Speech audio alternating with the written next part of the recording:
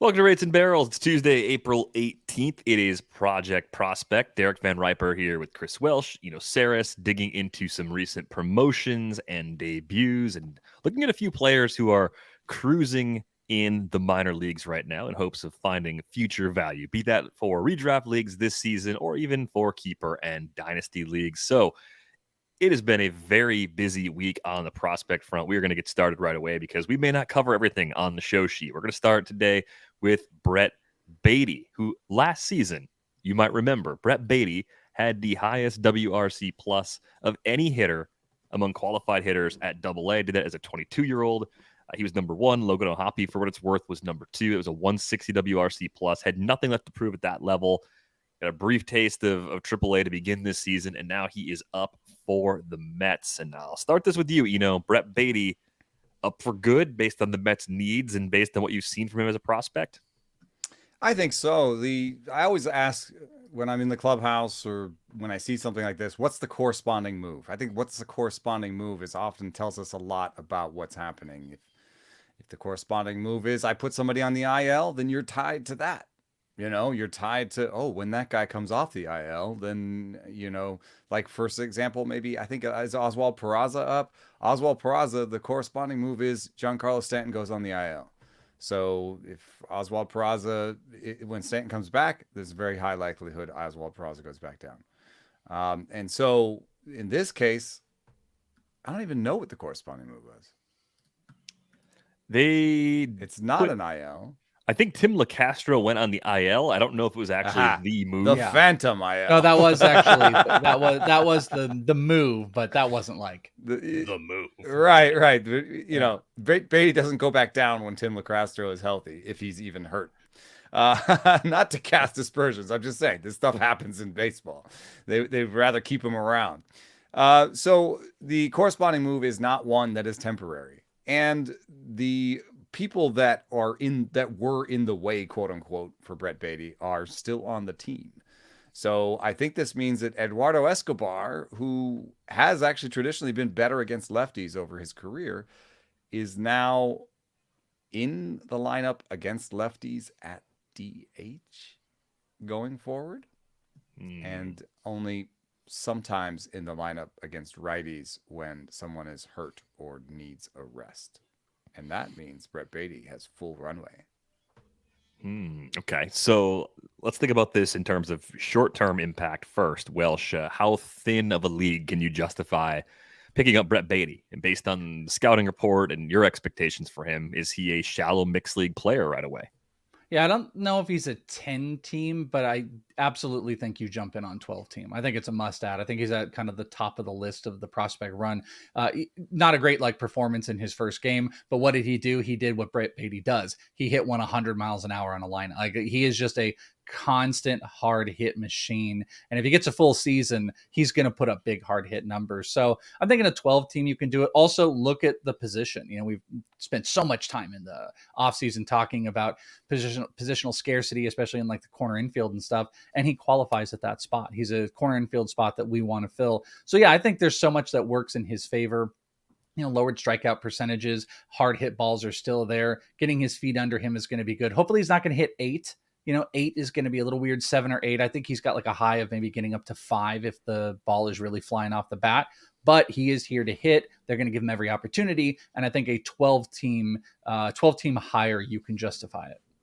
I'm looking at last season when Baty had that brief cup of coffee with the Mets. He had a max EV of 113 miles per hour. And if he had been among qualified hitters on the StatCast leaderboard, that would have put him 21st, right behind Hunter Renfroe. That's incredible raw power.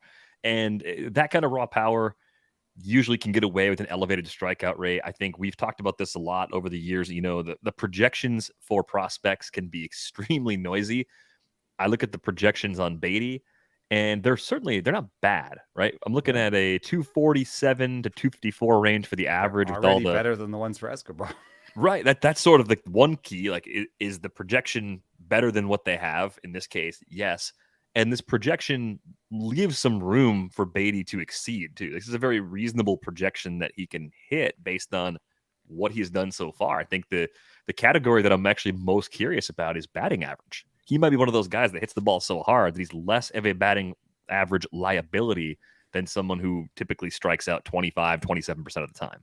Yeah, there's an interesting thing going on in his profile, which is he hits too many ground balls. And I saw him at the Futures game, and I said, "What about the ground balls?" And he says, "I don't care. I'm trying to hit the ball hard."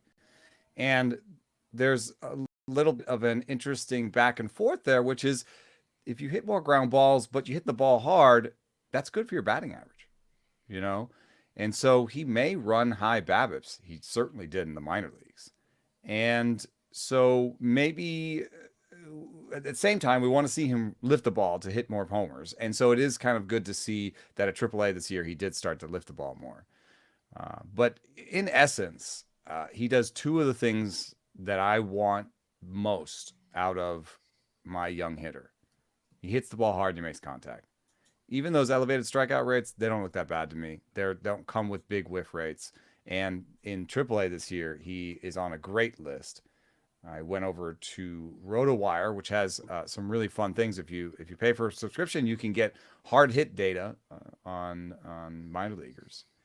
And you have these cool filters. So I put a filter on it. I said more than 25 plate appearances this year, under the age of 23, and the strikeout rate under 23%. So, I mean, there's still some guys there, 22, 23% is not an amazing strikeout rate, but it's pretty good. It's enough contact where I wouldn't say, oh, but what about his contact? And the leaderboard is killer. First, you have Wendell Moreira. He's just a 22-year-old at A-ball. You guys rightly pointed out that's a little too old for the level, and his actual results aren't that amazing. But number 2 is Brett Baty.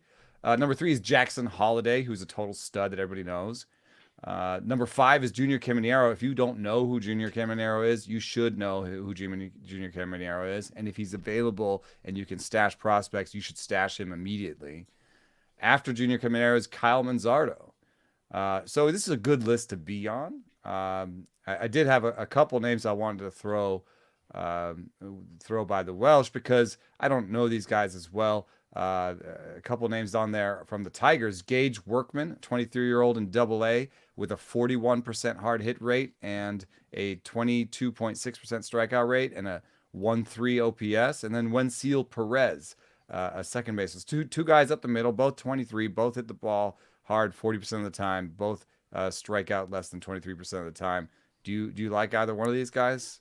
I like Wensiel Perez. I don't like Gage Workman. I've actually watched Gage Workman a ton because he used to play here at ASU. And then he also came over here to the Arizona Fall League. So with Workman, I like the improvement, but this is also a guy in 2022 who at AA, the same level, had a 40% strikeout rate. So maybe he's going to be a slow go guy and maybe he's got to really learn and dominate the levels. But it went from at 21 years old, a 26% K rate in A-ball. High A, he went to 34%. And then it went to 40. I mean, he literally increased his strikeout percentage across the board. Now, the positive was that he came over to the AFL. He got some work and he was able to clearly improve some of the bat to ball skills, but he's been a big stolen base guy. And I think a lot of the big stats are kind of mirage. So I'm just not super into him. It is great that he returns it, but he was kind of a defensive guy, actually a traditional shortstop at ASU, but he ended up going over to third base just positionally because they had, Alika Williams, who was there, who was a stud, who plays with the Tampa Bay Rays. He's not a shortstop anymore. Yeah, he's not, but he does have the defensive ability and the physical presence for it. Just offense wasn't his side. Wensiel Perez, though, that's a guy that I like.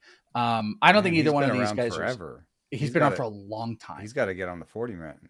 But he's only 23 years old. He's only 23 years old. But low strikeout rates. He's never had a 20% strikeout rate in his minor league career. Did a pretty good job last year. He hit AA. He hit over 300. The counting stats weren't super big, but he walks. He doesn't strike out. Yeah, so that's why I like Wensiel as a guy that could end up making a roster, not put any big stats up. He's probably not I don't know, maybe 250 plus prospects, you can really justify him. I just don't think Gage Workman, and I know that, a lot of automated stuff is going to like what he's done early on, but the track record of who he is outside of finding out big major swing and approach changes, which I haven't heard of, I would have very little interest in this hot start of his. Yeah, I think with Wensiel Perez, I just think the Tigers have had a handful of other infield prospects like this in recent years that have all turned into sort of utility players that have Yeah. bounced around the league. That none of them have really become special players. I think one of the few that a few years back did become a special player, it happened well after he left Detroit, was Eugenio Suarez. I think at one point in time, Eugenio Suarez was more like some of the other middle infield prospects we've seen come through Detroit, and people didn't think much of it when the Reds made that trade to get him way back when. But I don't know. I think part of this is, for me, it's like an organizational concern. I don't trust them to get the most out of their talent right now, and I think that's something that keeps me from throwing darts in the lower levels of their system, or even up to the AA level of the system, which is where Perez is right now. Shots fired. I mean, has it gotten any better? Kerry Carpenter. Is that all I've got? You got- I I mean, was you're looking waiting at- for more. Who else you got? Yeah, Riley Green, Torque. Oh, Yeah, no, yeah, Riley Green. I think there was some good stuff. I think I'm hopeful for Riley Green this year. Oh yeah, I want to be clear. Like if you But draft that's like someone in the the first very round, top end, right? Yeah. yeah, Torkelson went 1-1. Riley Green went 5th in the draft. Like that's not a Yeah, that's that's not a different. development project. That's just Good point. Good point. keeping the car on the road is really all you have to do in those cases. And maybe in Torkelson's case, something's going wrong there. Maybe but the car's not on the road. It's like the Angels. Just don't screw it up. They're just like, let's get him quickly to the majors. That's Mhm. like the Tigers' same approach. Just don't screw this up. Yeah, I do think one of the guys you were mentioning before the show, I think you may have mentioned him in that group, is Yeison Morrobel in the Rangers organization. Because if you play in a deep keeper dynasty league where at least 200 prospects are rostered, I think of leagues like the old RDI league, the RotoWire Dynasty Invitational, where you could just throw darts at lower level guys and you kind of designate a couple of spots to a player like this, and you see what happens over the span of a couple of months. Does he earn a promotion to another full season level? Do the tools start to come out in the form of significant in-game production? I think Morrobel is one of those players that could shoot up lists when it starts to fall into place. It seems like there's a lot there for him to work with, and I think I trust the Rangers organization a bit more than the Tigers to maximize the value of a player like that. Yeah, where was he on that list? Because I know he's got RotoWire's hard hit strength data. He's at 50%, also 50% medium, so no soft hit strength currently. And this is a guy that I've seen a whole bunch. What was his metric on there? You know, He's on right the Fangraph? between Holiday and Caminero. Oh, so he's in like the top 5. Yeah, That's good. Real Yeah, good. which is incredible. And I've seen a ton of Morrobel because he was out here. The Rangers and Royals facility is like my home facility over here. And I've seen him a ton through ACL all the way up to complex. And he's a big physical guy. They list him around like 170. He's probably closer to 185, 6'2", and he hits the ball extremely hard. He's still a little bit raw. You know, there's still like a little bit work to be done, but he doesn't strike out a bunch. In A-ball. Yeah, last year in complex league, he had an under 20% strikeout rate, which is bad pitching, but there's a lot of free swinging guys. He hit over 300, and then he was able to move to A-ball. This year, he's not hitting the ball. There's not a lot of results, but he's got a really low BABIP right now with huge hard hit strength, and I think it's going to readjust. He's not striking out again, and I think that's a guy that's got that 25 plus power if that bat keeps developing. I'm actually a very big fan of Yeison Morrobel. Yeah. Other names down list that are just notable are Ronnie Mauricio, who's hitting the ball hard and not showing better patience, but I think the contact is just as important. If he can strike out, 23 to 24% of the time in the major leagues, even if he only walks 6 to 7% of the time, if he hits the ball hard as he is right now, I think he can be an asset in the major leagues. So, I may have been a little bit wrong about him. It seems to be coming together for him right now. Tyler Soderstrom is everybody's favorite. Kobe Mayo is right there as well. So those are some names to just know that they're doing well in the early going. One name that is up in the major leagues, not to segue too hard away from Baty, but this one is a lot less exciting. I don't know where you have him, Welsh, but James Anderson has him as the 254th prospect. I wonder if that's underrating him. Lenyn Sosa is going to play, I think, in Chicago, either at second or short, with Tim Anderson out for a month. And Lenyn Sosa was hitting the ball hard 38% of the time with a 14% strikeout rate and a 1.4 OPS in the minor leagues. And one thing I like about Lenyn Sosa also is he just improved as he went along. Like every time he hit a level, he leveled up. Basically. And so his power has just been slightly growing as he's, I don't know, filled out or whatever it is, or worked on his swing, but he hasn't struck out more. So I don't know that he's going to walk much. This could be another sort of 5 and 20 guy in terms of walks and strikeouts. But if the power comes along with him, he has a nice home park. I don't know. You could get 3 or 4 homers over the next month from him, and maybe a stolen base or 2. Yeah, I have him a tiny bit higher than James. I had him at 194 on my list. If people would check that out on the In This League, that's where I've got him as far as prospects go. I'm a little bit like, I'm just worried about the cap of the overall production. He did hit 23 homers last year with a really big batting average, 315. I just wonder, is he more of like a 15 and 10? He doesn't really steal.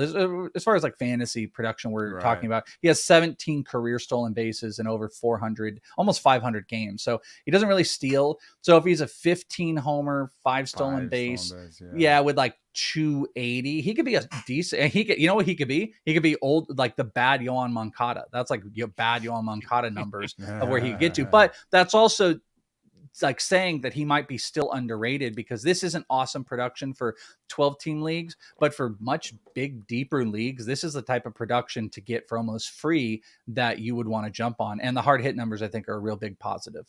Yeah, probably a player that you're looking at as a candidate to start at second base in 2024. Elvis Andrus there on a 1-year deal, and it's just strange to see a middle infielder that is a very average runner, 50th percentile in sprint speed. I think even the Fangraphs scouting report has 40 speed on Lenyn Sosa. Like, how are you playing up the middle with 40 speed? That's actually pretty hard to do. Yeah. A really unusual profile. 6 but I do foot think 180, so it's not like he's like big or anything.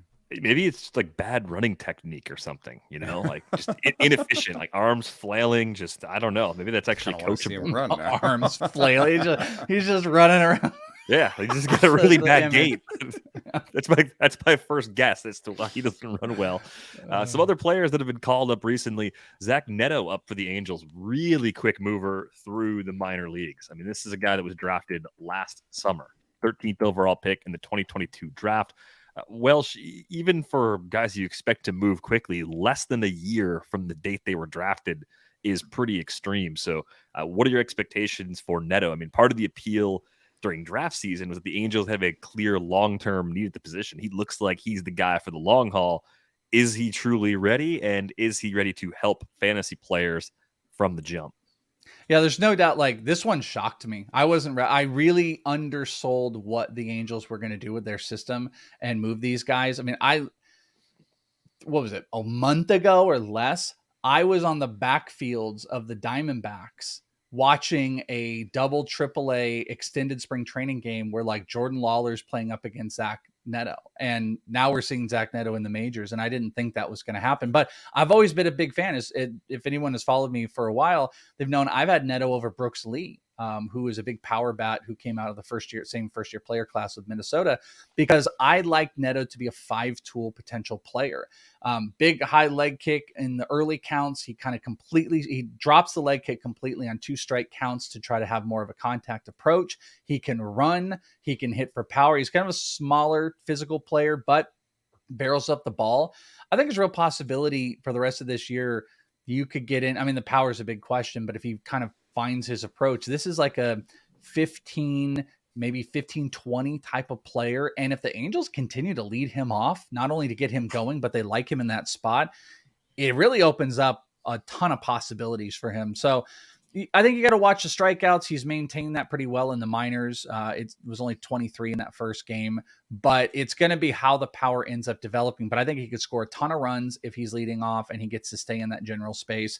And he's going to run because he did that in the minor leagues as well. He ended up stealing 8 stolen bases in what equates to just under 40 games. And he ended up hitting 8 homers. So it's an 8 and 8 in under 50 games. So you can do the math if you want to play around with it, but it's a good approach. He can get a little bit more wild. I am a Zach Neto fan. Immediately, I think threw him into that leadoff spot too. So giving him chances right atop the order.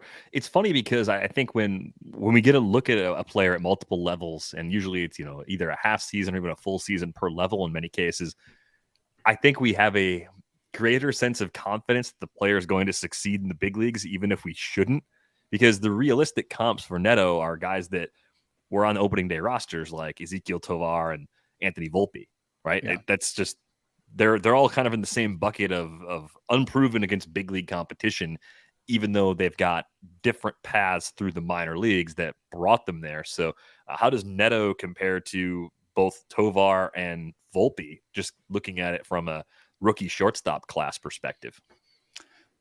I mean, if you're asking me here, I think this is a incredibly hard question. I was thinking about too. I was thinking about Tovar's struggles and like how early on. Remember, we were doing that episode, and I was like, "Hey, remember you didn't really love Tovar," and it almost could be like, "Oh, let's not bring that up." You never said that, by the way. But now look, like it's actually exactly what you talked about in the early AFL when we saw him. He's showing off, the lack of really any contact skills, and the minors obviously were big, but he's struggled. He's really struggled, and I'm struggling with like dismissing Tovar over these other players right off the bat. If I'm talking about this year, and I'm not talking about long term, well, actually both. Number one would be Volpe. I'm not going to give up on Volpe through some of the struggles. He showed off a 3 stolen base game. I believe he's got 7 on the year, which is still crazy. He's hitting obviously under 200, but he runs, I think, a little bit of a higher BABIP he has in the minors. And I'm hopeful that that leadoff spot's going to get him going and more opportunities. So I'm going to go Volpe. And then I think I'm going to go Tovar Neto, but I think Tovar Neto are super, super close in this. Tovar struggles worry me a little bit. We might talk about a middle infielder. They've got some other options that are sitting around there, maybe even in the lower minors of some adjustments they can make as far as a roster goes. But I don't want to give up on Tovar in the Rockies stuff, but Neto is super close. So Volpe, Tovar, Neto for me. What about you, Eno?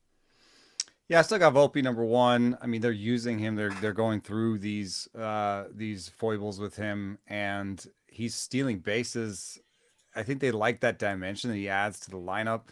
He's walking, and he doesn't strike out. I mean, yes, he strikes out more than Tovar, but he doesn't whiff more than Tovar. And so, if I was going to put an arrow on those strikeout rates, I might put more of a down arrow actually on Volpe's, because 18% whiff rate for Tovar in his first go, 15% this year. I think the projections putting him down for a 20% strikeout rate going forward are missing the boat.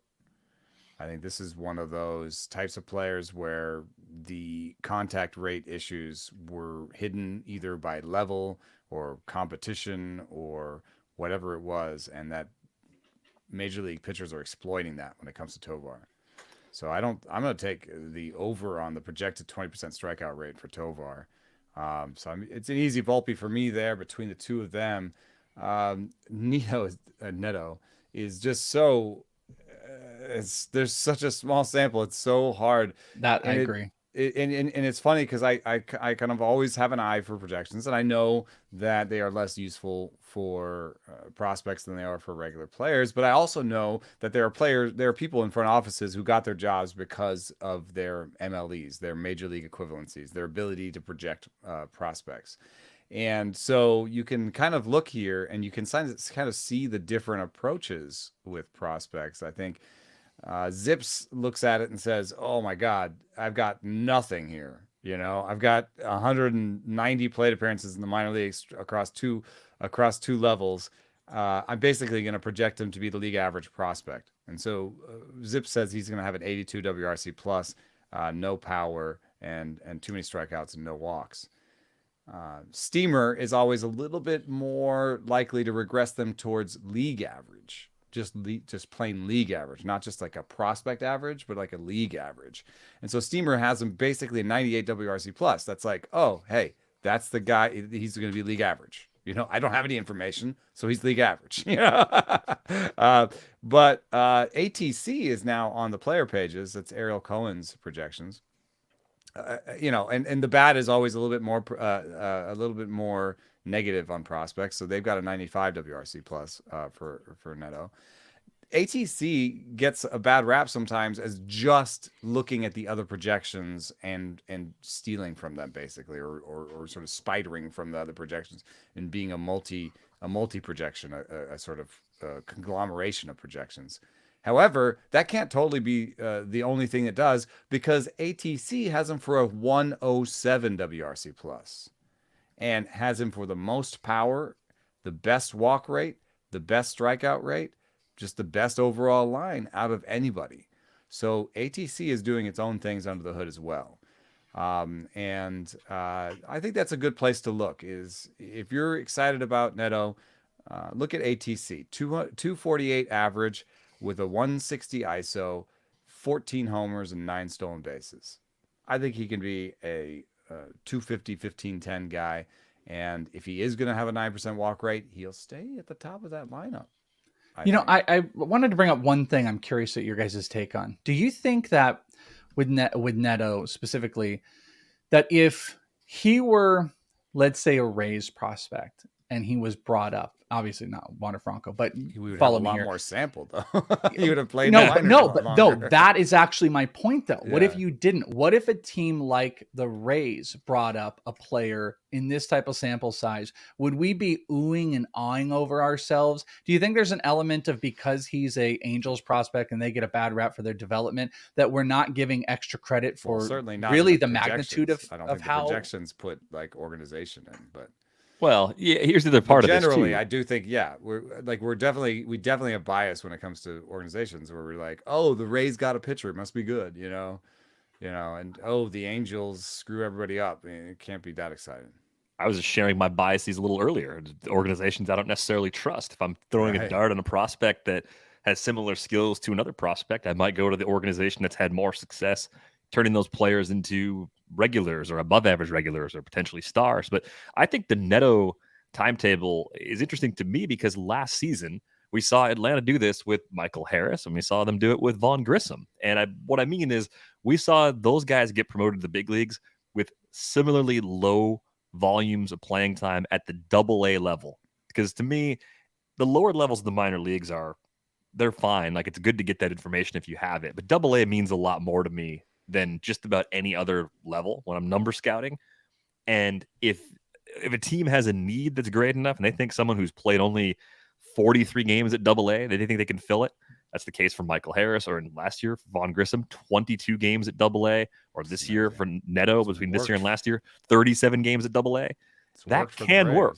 It can work for some teams, but I think you're right. You're right, Welsh. Like, the team doing this is always going to draw a certain level of either hype or scrutiny. In the case of the Angels, it's scrutiny because they do so many things as an organization that many of us think are very dumb. If the Rockies did this, we'd be laughing in their faces because they're the Rockies and they can't have nice things because they choose not to have nice things. So I think what happens is, we talked about some of the players that we'd be dropping in the middle infield on the Monday show, right? Guys like Gene Segura, they kind of steady Eddie, boring veterans. You get to week 3, week 4 of the season, those guys are underperforming.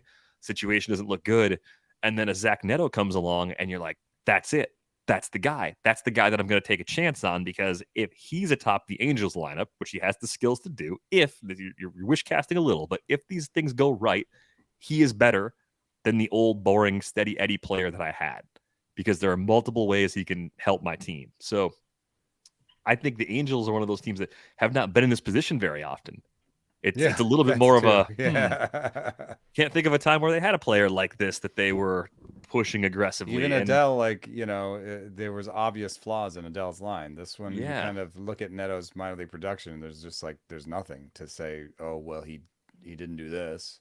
Well, and since Welsh hasn't mentioned his name yet, I feel like it's important to throw this guy's name into our conversation today. But Corbin Carroll, for different reasons, lost a ton of time to injury and didn't play that much in the minor leagues. If you think about it, right? It was 42 games back in 2019, lost 2020 season, and it was 91 games between AA and AAA before he debuted last year. That's a guy that was drafted out of high school. That's an amazingly that's under a fast full season. That's under one full season of actual work. To your point, of a high school hitter. Yeah, with a major shoulder injury that he came back from. And look how quickly we all jumped on board there. So I guess if nothing else, the way players have been getting to the big leagues faster and having some success quicker than expected, I'm very open-minded to the possibility that Neto actually is like the 6th or 7th best hitter on this Angels team, and clearly their best option at shortstop and good enough to help us right away, even though he didn't have time to go through a couple of prospect list seasons, if you will, and make the move from fringe top 50 guy to clear top 40 guy to inside the top 20. And now he's creeping to the top 10 because of graduations. He didn't go through that progression. He didn't get to ride the hype train that long. And I felt like that may have kept prices down in fab over the weekend in redraft leagues. See, that is almost exactly what I was kind of alluding to, is I think there is a sleepiness to it. Maybe we've been inundated with prospects, inundated with some that haven't quite worked. Volpe, some people are questioning. Tovar, some people are questioning. But then also on top of it, like, we're not giving the credit due to a prospect that played under 50 games in the minors because he's an Angels prospect. And that's, I completely agree that I don't think you see the effect of what he probably should have cost compared to what he ended up doing because of all of those factors. And he hasn't failed. And the only other thing we can speak to is sample size. That's all that else we have. It's sample size doesn't work well enough, even though that sample size has been pretty much all good the entire way through. So I think he's a really fascinating one that, I'm a little biased to Volpe because he was a top, 5 prospect overall, that I think he's a special talent. But I think that Neto versus Tovar one is way closer than people are really understanding, because the biggest question I got over the weekend was Neto or Edouard Julien. And I think it's clearly Neto also in that case, even though I think Julian's a good bat. But I think Julien is, for the birds here because they're bringing up Polanco and Kirilloff. There's the corresponding move theory. And that's exactly. Like, he came up because of injury, and he'd probably go back down because of health. Where Neto doesn't have that. They're committed. I mean, they booted David Fletcher. They outrighted today. He's on a 5-year deal.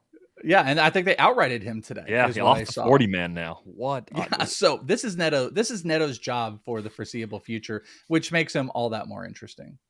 Yeah.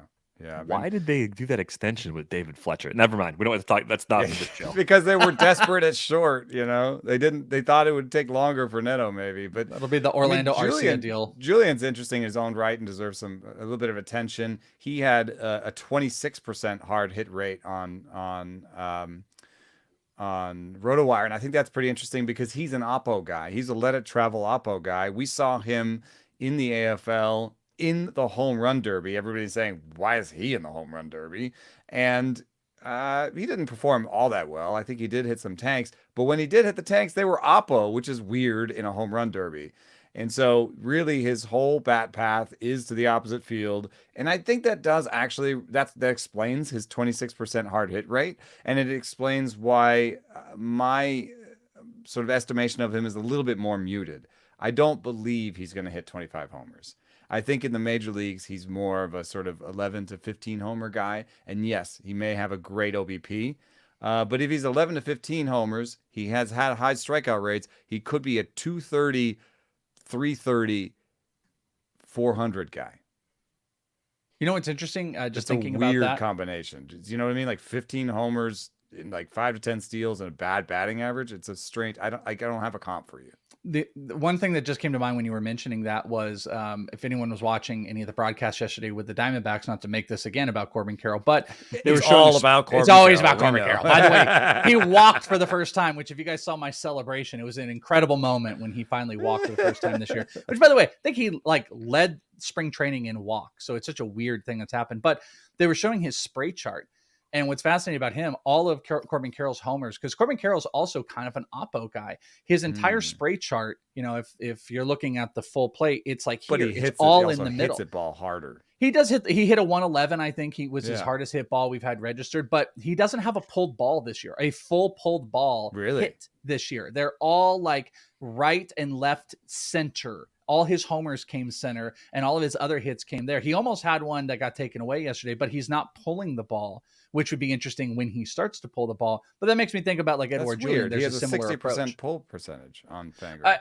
It might be like if you go and look at the actual spray chart, like they're not like full like hard pulls. They're more like middle line. You know what I'm saying? Like they might still register it as a pull, but when you look at the actual spray chart, they were noticing there were no actual like hard line right field pull balls, which is crazy. Interesting. So he's trying to be very up the middle. Yeah, which is cut like into Julien. 5 wedges instead of 3, then you take out the pulled balls. Yeah. Yeah. Exactly. But I'm just aligning that to like Julien. That is a similar thing of like what Corbin Carroll's doing right now. Like Julien has a same all fields approach, which might actually take away from their game. Both of those guys take away from their game a little bit. Julien can hit the ball really, really hard. It just hasn't happened yet. And I think when that adjustment starts coming in. 1 for 4 Sunday, playing in back-to-back games for the first time. He will be transferred to AAA soon. It could be activated in about a week, says Phil Miller of the St. Paul Pioneer Press. Once he comes back, you've got your starter at second base. Your starter at short is healthy. Your starter at third is young and playing well in Juan Miranda, or well enough, I think, to give him more leash. Would you, if Miranda continues to struggle, consider Polanco at third? Have you watched him in the field? I don't think Polanco at third is great. His arm strength is not amazing, right?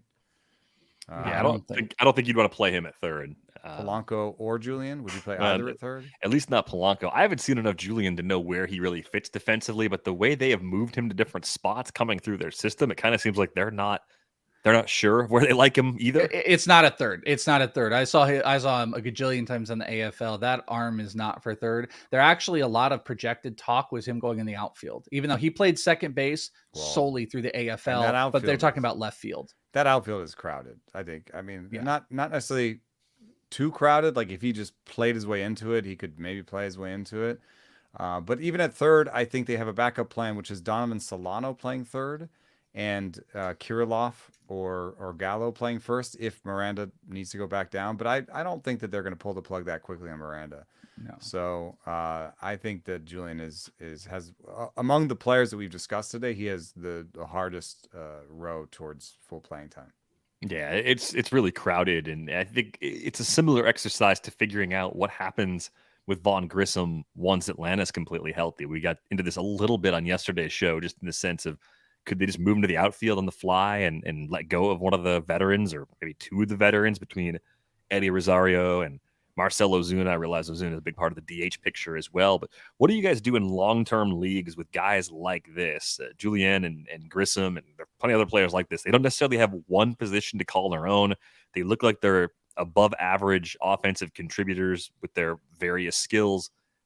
How do you decide like when to roster players like this? Like, when are the skills good enough to cope with the uncertainty of where they fit on the roster? This is almost like the opposite problem of Oswald Peraza, who's like a slick defender at short and runs really well, but might not hit enough to play in the big league. So he has a position and he doesn't have a bat, but these guys might have enough of a bat to just kind of force the issue regardless of where that ends up being. So what do you do? I think you do what we've been doing, which is you kind of look at the organization and look at opportunities.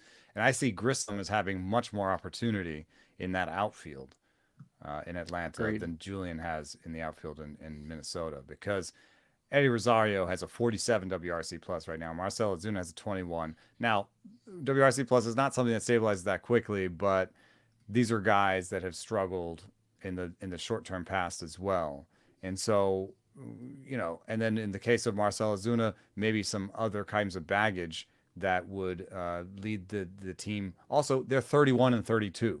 And so, the time starts ticking on you pretty hard around then, where if you're not playing that well, the team, wants to compete for the division title. Thanks for your service. We've got this hot young rookie who can't play short, and we want to play him somewhere. So, one of you guys got to go.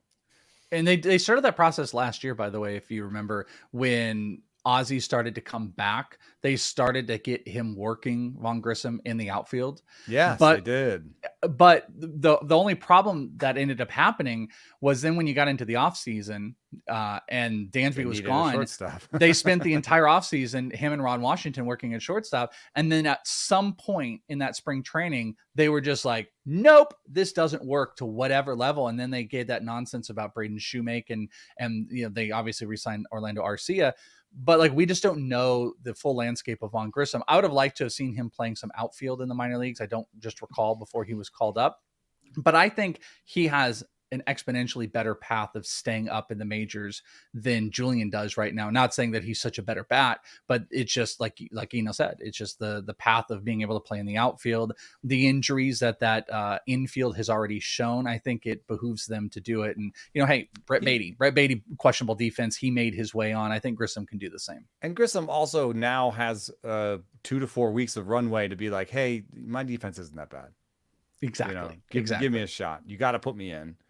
And if he's like striking out, his first couple games, what does he have? He has 4 games already. He's got a 5% walk rate. Like, if he keeps a strikeout rate, if he keeps his strikeout rate low and he's walking and he's hitting pretty decently and he's a big contributor on the back end of that lineup, like, what's going to be the justification to get him out of there? Strikes out a lot too. Yeah. So I think he makes a lot of sense. And again, you can start building this huge who'd you rather, because now we got like Julien and Grissom and Volpe and Neto, and it just becomes this big clump of incredible prospect decisions we get to make, which I think is so much better because coming back to what DVR said earlier, you can just start dumping off some of these like old crusties that you just don't know if they're going to work. We would have loved for Gene Segura to work, but you can move on from the Seguras and the Colton Wongs and take the high upside. I also think some of these old crusties will be there for you later. Like, you could drop Segura, and if it doesn't work out, pick him back up again later, like, especially depending on the depth of your league. But I was looking at some names down list for MI. Brandon Crawford, I think, will be there for you if you need him. Miguel Rojas will be there for you if you need him. Depending on what happens with Adalberto Mondesi in his playing time, or Enrique Hernandez in his playing time, they will be there for you. Needs him. Maybe Whit Merrifield. Maybe there's an injury in front of Whit Merrifield, and he suddenly becomes more of an everyday player. So there's all these kind of older guys that other people will be dropping too, right? And so I would give it a shot at almost any of these guys. Julien being only the one that, depending on the depth of your league and what you are actually risking, I'm not sure if I'd go there. But any of the rest of these guys, I'm definitely in a 10-team league, almost all of them, because in a 10-team league, if it's Segura, how high do you drop? Maybe Segura's not even rostered in a 10-team league. Would you drop Thairo Estrada for a shot at greatness? Ahmed Rosario's kind of hurt right now. Would you drop an Ahmed Rosario, Ketel Marte? Ketel's getting hot. Those are the guys. Those 3 players. Well, Baez might be the easiest of them to cut. Those are the kinds of players you have to think about cutting in those shallow leagues, and I think that's why I have such a hard time playing in formats like that. Because I listened to all 4 of those names, and like, those guys should play. They should be. Yeah. Those are rosterable players, and why would you cut them? So that's a weak spot in my own game. But I like that term though that said, the shot at greatness, because that's kind of what that is. Like, I'm not dropping Ketel Marte, but like, Estrada's kind of interesting. You'd want to hold on to him, but to your point, like, the shot at greatness is like, look what Grissom did as far as like, stealing bases last year. What if that started to pick up in that time and he was stealing bases significantly? Or Volpe really, Volpe was sitting out there. Man, Volpe versus Estrada is like a fascinating one. Preseason drafts, it was Volpe. You could justify why maybe he would be lower, but like, I would drop Estrada for Volpe in a 10-team league if he were there, and he might be in a 10-team. Jake Cronenworth. Oh, same problem. Guy that should probably be rostered, but I would actually. That's a young crusty. I would drop Jake Cronenworth for any of these. Any of them? Even for Grissom but even for Grissom, he doesn't run anymore. Cronenworth, and over the years he's added more swing and miss, and so he might just be a 240 hitter with 18 homers. So a young crusty, but in a good lineup. Yeah. A mid crusty. Yeah, it's not young. Yeah. You can't actually be young and be crusty, so that's why it's like if you're late 20s, you're a young crusty. Yeah. But you can have old player skills too early in your career. Yeah, that's a good point. That's exactly what he's showing off. Yeah, that's a good point. Yeah. How about some other stash time toss-ups? I was cooking these up last night while I was up at weird hours. What do you guys think about this one? You only have one stashed away for this year. Matt Mervis or Nolan Jones. Nolan Jones, for people who didn't see the tweet, spent almost a week on the Rockies roster last week and didn't receive a single plate appearance. Of course. And by the projections, by the Bat X, he is projected to be their 5th best hitter this season in terms of WRC plus. They traded for this man. This dude has some tools. He's shown us through StatCast he has actual tools that are well above average. And the dum-dums in Colorado decided not to even play. They just was a pinch hitter. They couldn't even find a random plate appearance late in the game where they were getting their asses kicked and they could just bring him in for one good swing. They couldn't even do that.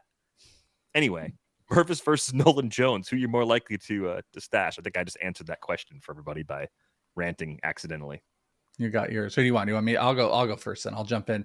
I think this one is tough from a Nolan Jones has a better path right now. LOL, except if he doesn't, if he's on the roster and he just sits there. I'm going to go with Matt Mervis here because I got to think about like potential offensive upside. I've never been like a huge Nolan Jones guy. I always like that, he walks a whole bunch from an OBP perspective, and he's got big power, which absolutely can play in Colorado. But Mervis is kind of back to his old tricks. And that's what seemed to be lost in all of spring training. He's walking more than he's striking out. He's hitting, close to 300 again. He's got some good power numbers that are out there. I mean, this is what you wanted to see. And hopefully defensively, he's stepping up a little bit. Hosmer, I think, has been playing all right. I don't know if the Cubs are in any need anytime soon. I know this will be a mid-season. See, here's the difference.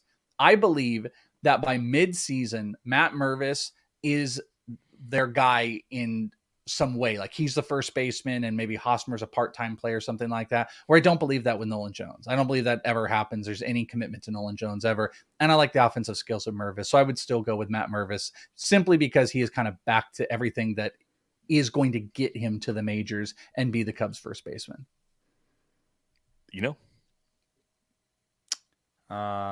Sometimes we don't give the Rockies enough credit. They're 5-12. No. In this very specific way. We don't give enough credit that they'll do the wrong thing. Like they'll always play the wrong player. This is what I'm saying. Let me finish. Elu Harris Montero has 48 plate appearances and is playing okay and seems to be getting most of the time at third. Ezequiel Tovar has 56 plate appearances and seems to be the shortstop. So sometimes they give their young guys a try. Right? Sometimes Tovar is 100% getting option this week now after you said that. He might get option before this pod airs. Yeah, exactly. It's mark it down. It's like 2:25 Eastern as we're saying this, and it's right in that sweet spot before the transactions for the day start to come flowing in. I'm waiting for the text. Like 90 minutes from now, I'm going to get a text from one of you. Okay. And it's going to be Tovar going down. They're going to trade for Garrett Hampson again from the Marlins, and they're going to have him play over Tovar. So just watch. I'm excited. But yeah, to your point, giving back to your point, I'm actually surprised Montero is getting his playing time. Tovar is out there. But Nolan Jones is going to be an outfielder, and they went and signed Jerks and Profar. They did that thing that they always do again. That thing. That's the dumb thing. Don't Yeah. do that. You didn't have to do that. You didn't have to do that. And that sort of slams the door on him until there's an injury. And even then, the corresponding move is an injury, and it may just be Nolan Jones up for a day to, to not do anything, go back down. So that was really disappointing use of him. And I think that's enough for me to say Matt Mervis. I just also wanted to pull up the Bat X projections for the rest of the season. Eric Hosmer is the 9th best projected Cub for the rest of the season and still a 102 WRC plus. However, that comes with a 16.5% strikeout rate, which goes with his historic strikeout rates. And yet this year he's striking out more and whiffing more. And that is something that's going to happen to him as he gets older. I mean, he's a 33-year-old and even as a 33-year-old projected to be a 102 WRC plus at first, that is below average for a first baseman. So right now the Cubbies are doing pretty well, and there's no real pressure on him. Patrick Wisdom is doing a lot of the heavy lifting power wise, and it kind of coming together. But the longer Eric Hosmer has a 70 WRC plus and Matt Mervis is rocking in AAA, I think that the switch is just sort of begging to be made, and it's not going to be a injury replacement. It's going to be an Eric Hosmer DFA Matt Mervis up situation. Yeah, so like David Fletcher with the Angels just gone. it's gonna I wonder if be they'd ever be comfortable doing Hosmer, Mancini in the outfield, and then Mervis at DH. I wonder if they'd ever play that game with us, because that could get it there. Would be pretty bad for defense, I think. Pretty bad. The argument I can make is if you're doing well and you are building momentum with a core of some sort, why hold this millstone around your ankle? You know what I mean? Like, Yeah. bring up Matt Mervis in a situation where, like, hey, we're not bringing you up like to save the Cubs. We're bringing you up because it looks like the Cubs are ready to go, and you should be on the Cubs, and we're going to bat you eighth. You know, why not? It's a really good point. So I think. So who did you pick? Did you pick Nolan Jones here? No, I'm the king of wafflers. I'm picking Mervis. Oh, okay. Mervis is my guy. I think he's super smart. I like his approach. I think he's a viable major leaguer, and he's going to be up pretty soon. You almost accidentally defended the Rockies there. We got some feedback on Twitter about Montero in specific, and I was like, you're right. They did give Montero the burn, and I think we early on said that they might not. I have him in one league. I've been pretty happy with it so far because it's worked out better than I expected from a playing time perspective. How about this one on the pitching side? Brandon Pfaadt, who's been held in a lot of leagues in the early weeks of the season, or Mason Miller in Oakland, who you talk about someone that should just be on the big league roster by sheer talent and who he'd be replacing. I think Mason Miller kind of jumps off the page. I'll go to you first on this one, I talked to Mason Miller at the Fall League, and I've talked to a couple scouts about him. I'm a little nervous. It's reliever long-term. There's stuff about his mechanics, his health, and also just his arsenal. When I talked to him in spring training, he was like, fastball cutter. And I was like, and? So Stuff Plus is going to love him when we get the update. But arsenal size and mechanics may not. And so also the A's have a ton of pitchers. I know you're saying the runway's open because they're not all good. Right. But at the same time, they have a ton of pitchers. So I want to push the go button because it's a nice home park and stuff. But I'm feeling for some reason a little bit of distrust about how long he's up for, what the deal is, what the role is, that sort of deal. Welsh? Well, I mean, everyone knows how I feel about Brandon Pfaadt, but real quick, Mason Miller, I want to point out another stat. He does not have 30 innings pitched in professional baseball. So that's going to probably jump out to you. Now, AFL, he got a few more, but if I'm doing the quick math here, it's just under 30 innings pitched. Most teams are not going to push this. And what would that do, by the way, if they were to push? You would push them into a relief role. The A's are in all of the, I don't want to call it incompetence, but just the garbage that the A's are right now in their lineup and their stadium and everything is surrounded around them right now. What they're not going to do is they're not going to destroy a prospect. And I don't think you're going to bring up a guy with 30 innings pitch, regardless of how great it's been.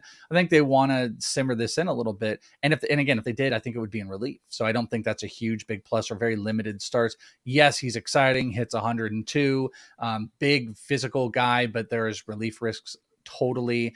Maybe you could argue what they did with AJ Puck wasn't the best. So maybe they would learn from that. So all of that is aside to not just talk about Brandon Pfaadt. Brandon Pfaadt has not been fantastic. That is a worry. His homers are through the roof. That is still a problem, but he's got a higher K per 9 than the previous year. He's walking guys at the same clip. His left on base percentage is atrocious right now. Or actually it's really, really high. So, that's going to come down. And if, for overall ERA, like he's just, the homers have gotten to him. He had some bad calls in one of those starts I mentioned, 3 2/3 no hit. I am still a big Brandon Pfaadt guy. The PCL is relentless across the board. And I think it's pretty clear cut here. And I've seen this exact question like 12 times about Brandon Pfaadt versus Mason Miller. It is clearly Brandon Pfaadt to me because he put up like 160 innings last year. He can go 160 plus innings with the Diamondbacks this year. Mason Miller cannot. So I will go with Pfaadt. Yeah, the workload once he's up would be a big concern for Mason Miller, but I do think he could be pretty useful even in smaller leagues on a per inning basis, even with all the concerns he both outlined. Those are valid concerns for sure. Looking at what he did in his most recent AAA start, it was a ton of four-seamers and cutters. 54 out of his 64 pitches were either a four-seamer or a cutter. By StatCast, he threw 9 sliders and 1 changeup. Fangraphs likes his changeup. This is Mason Miller. Yeah, he threw 64 pitches through 5 innings, struck out 11 in that start. He was and it was cruising. all fastball cutters. 42 four-seamers, 12 cutters, 9 sliders, 1 change. That slider, it's good to see that. They wanted to develop that. That was what my question was about. Is it, are you going to do cutter slider? However, you can hear already from that where it's like Brandon Pfaadt has a full arsenal.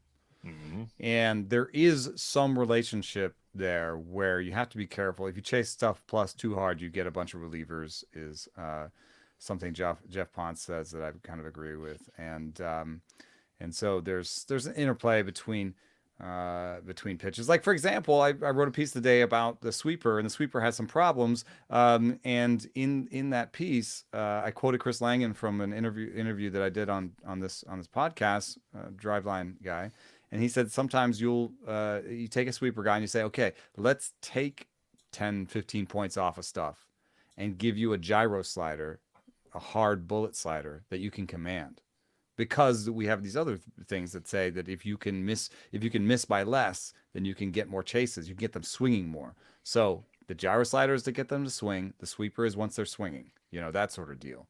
And so you start to have these weird effects where the pitches pitch together. And that's why, Stuff Plus, for example, is super powerful, but it's a little bit more powerful on relievers than it is with starters.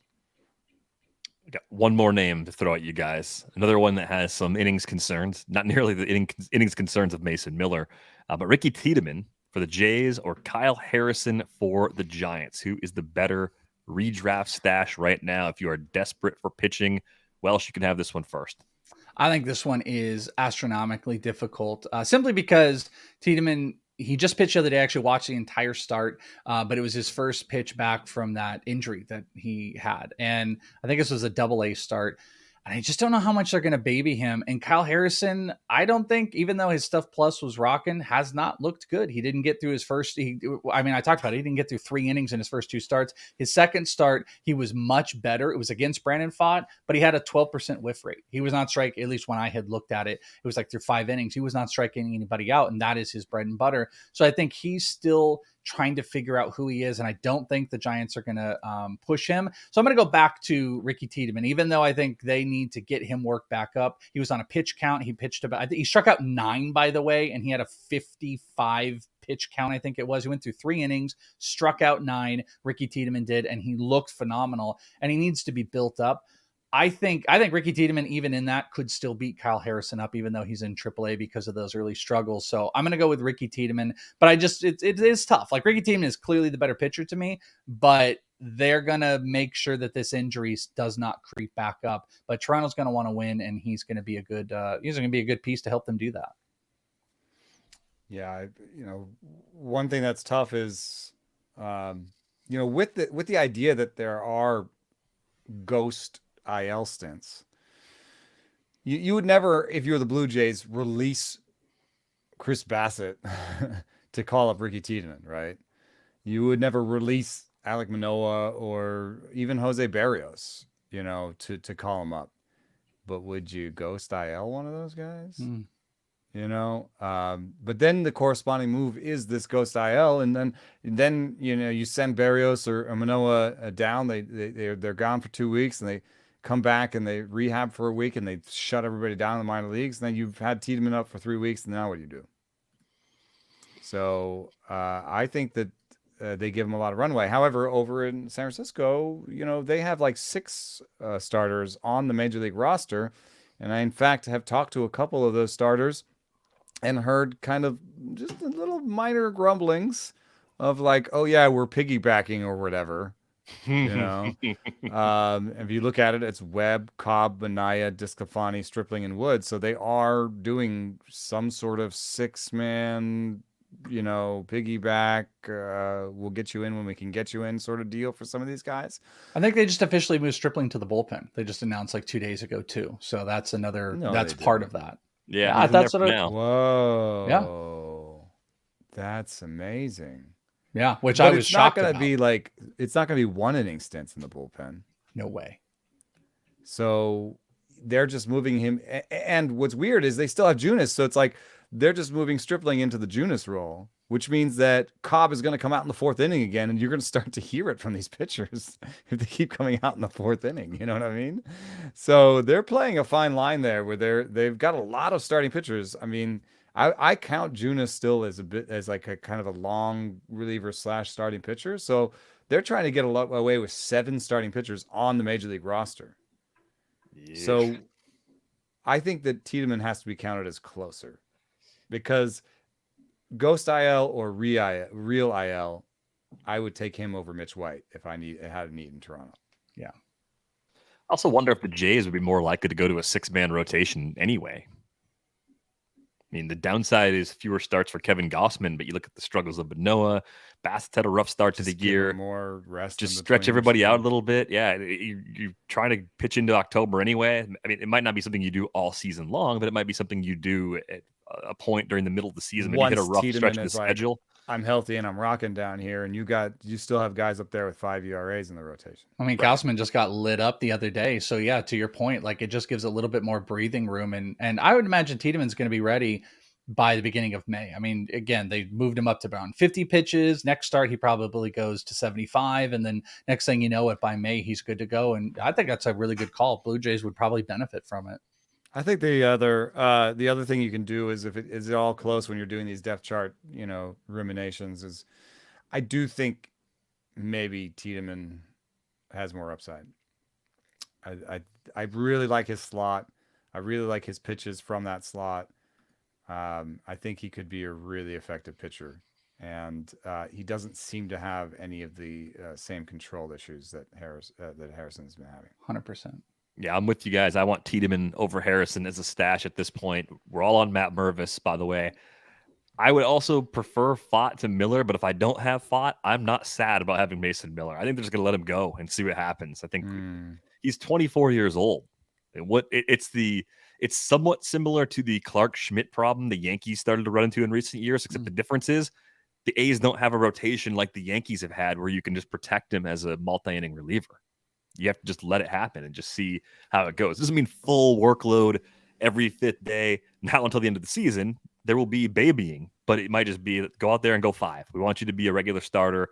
We want to see if you hold up. If he doesn't hold up, he comes back later. He's that reliever that Eno was talking about. So today I learned I like Mason Miller probably a bit more than I should. As we sign off, quick heads up, you can get a subscription to The Athletic for just $1 a month for the first year at theathletic.com/rates and barrels. It gets you all the great written content that we have on the site. You can find Welsh on Twitter at isitthewelsh. You can find Eno at Eno Saris. You can find me at Derek Van Riper. That's going to do it for this episode of Rates and Barrels. We are back with you on Wednesday. Thanks for listening.